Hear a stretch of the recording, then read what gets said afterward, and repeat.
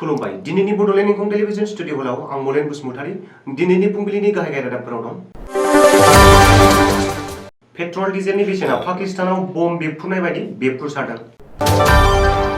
गुवाहाटीआव सासे सुबुङा साथाम सुबुंखौ सिखाजों दानदों।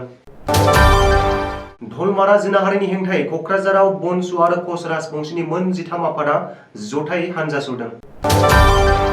भेरगावनि खैराबारियाव आसाम हादरसायारि बिजेपिनि गाहाय नेहाथारि अजय कुमार रायआ बुंदों आयेननि नोजोराव बयहाबो समान थांनानै थानायनि मोन्थाइ दं।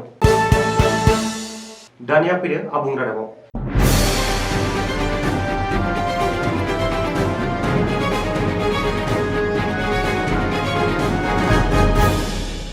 इमरान खानखौ बोख्लायनानै शाह नवाज शरीफआ पाकिस्ताननि गाहाय मन्त्रि बिबानखौ रुजुननाय लोगो लोगो आथिखालाव पेट्रल डिजेलनि बेसेना बम बेफ्रुनाय बायदि बेफ्रुसारदों।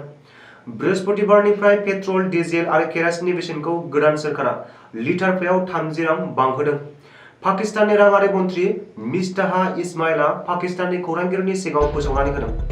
आथिखालाव लिटारफायाव पेट्रलनि बेसेना 189.86 रां, डिजेलनि बेसेना 174.82 रां आरो लिटारसे केरासिननि बेसेना 155.92 रां जाहैबाय।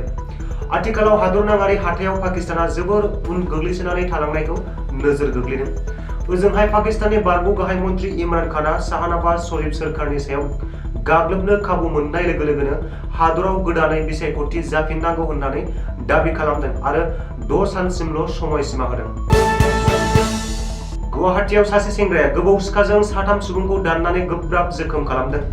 गुवाहाटीआव निरन टेरन मुंनि सासे खर' गाज्रि जानाय सुबुङा आखायाव गोबौ सिखा लानानै नखरसेनिनो साथाम सुबुंफोरखौ दाननानै गोब्राब जोखोम खालामदों।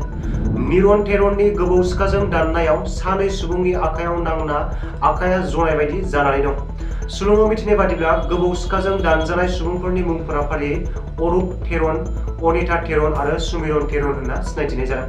दायो गुवाहाटी बरबरिनि ओनसोलनि रायजो राजाफोरा दायनिगिरि निरन टेरन मुंनि सेंग्राखौ दिसपुर पुलिसनि आखायाव गथायबाय होनना मिथिनाय जादों आरो गोब्राब जोखोम जानाय साथाम सुबुंफोरखौ देहा रैखाथिनि थाखाय जिएमसीएच हस्पिटालाव थिसनथाय होबाय।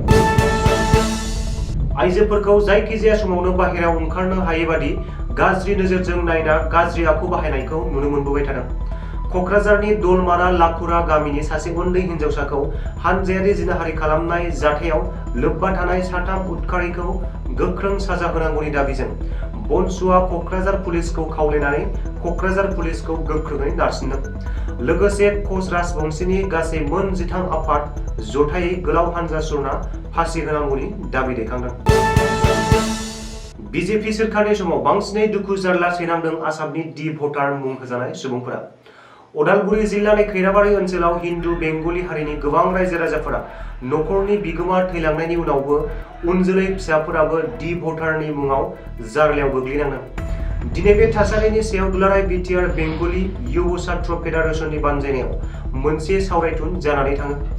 बे फरायसा आफादजों सावरायलायनाय मेलाव 33 नं बिजनि बियाबनि एमएलए थामहिनबा आसाम रायजोआरि बिजेपिनि नेहाथारि अजय कुमार रायआ बाहागो लाना डि भटाराव भुगिनांनाय सुबुंफोरनि सिगाङाव बे थासारिखौ फोजोबस्रांनो आथिखालाव आसामनि गिबि मन्त्रि डक्टर हिमन्त बिश्व शर्माजों गोबां सावरायबाय थानाय जादों आरो थाबैनो बे थासारिखौ सुस्रांनाय जागोन होनना बुंसारो आरो लोगोसेयैनो आयेननि खोथाखौ जों बयबो मानिनांगोन मानोना आयेननि सायाव रावबो गैया, बेखायनो आयेना जा थिनो बेखौनो जेन' बयबो मानिनानै सोलियो बेखौ खावलायो।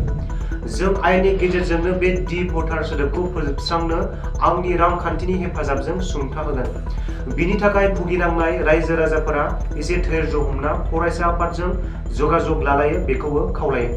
उनाव खौरांगिरिनि सिगाङाव बिजेपि दोलोनि सिङाव थानानैनो बे थासारिखौ फोजोबस्रांनो आसामनि गिबि मन्त्रि डक्टर हिमन्त बिश्व शर्माजों ज' सावरायना थाबैनो सुस्रांनो आं मैखोमै राहा लागोन होनना फोरमायो।